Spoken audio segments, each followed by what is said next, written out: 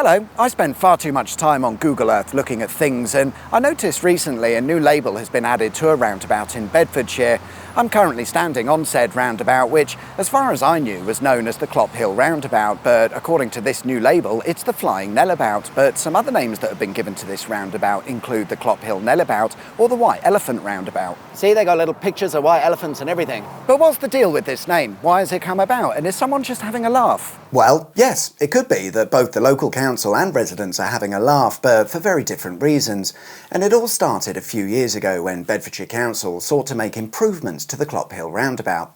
At the roundabout we find the A507 and the A6, two very busy roads that in rush hour are a bit of a nightmare due to their single carriageway nature and the simple fact that a lot of people want to use the road, which has a negative impact on the small village of Clophill by way of tailbacks through the village, and nobody wants that.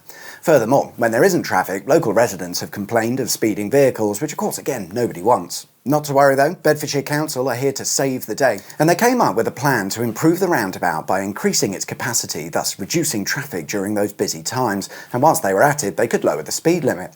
The cost of the project was just a bit under £7 million, and I don't know about you, but I'm struggling to see where £7 million has been spent, but let's take a closer look and maybe we can work it out. They started with pedestrian crossings, obviously. I'm not saying don't have pedestrian crossings, but these don't have anything to do with traffic levels, and because the crossings are traffic light controlled, add another point where traffic can build up. So they installed 3 of them, one on each arm of the roundabout. The 4th has a bridge already, which they wanted to demolish and replace with a road level crossing, but the local residents managed to talk some sense into the council. But it did need cleaning and vegetation clearing because the council don't maintain it, but don't worry about that.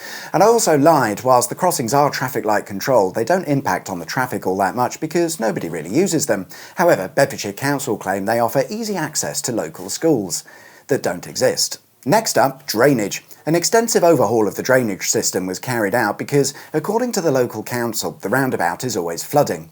What they meant to say was that there's no record of the roundabout ever flooding. Sure, there are areas around here that can be an issue during high rainfall, but this isn't one of them.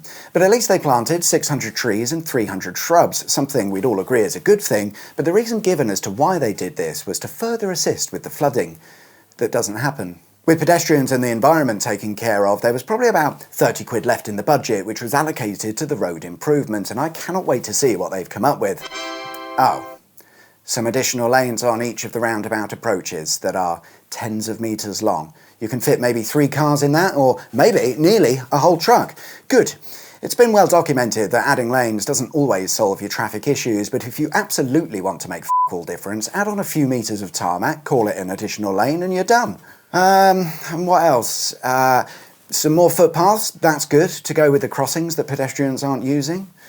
The speed limits have been reduced, which I have no argument against, but allow me to point out, during rush hour traffic, no one is speeding, and at times when there is no traffic, somebody who wants to speed will do so anyway, no matter what's written on the signs, or several signs now, because of course all of that had to change. But am I just being a massive dick? Absolutely yes, but less so than usual because the BBC interviewed local residents about the changes made to their roundabout, and here's what they had to say. There are plenty of other projects they could have done that would have added more value, rather than tormenting us with a project which we did not need.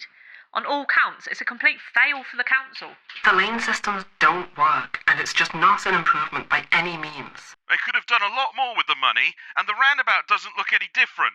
It's a white elephant. Wait a minute, white elephant? That was the point of the video.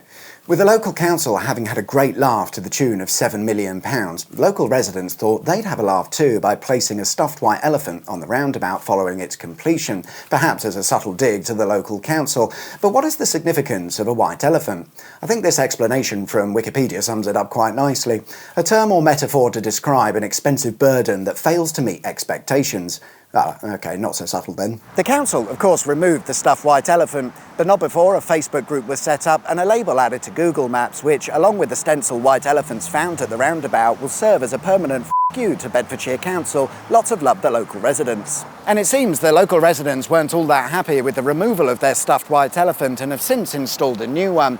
This is middle-class vandalism at its absolute finest. I'll show you some close-ups because it is beautifully knitted, no doubt by Agnes, who is a resident of Clophill village. Oh, I had to phone my son to help me with a ladder to put it up in the tree. So, the Clophill roundabout is no more, and in its place we find the Flying Nellabout. Was it a waste of £7 million?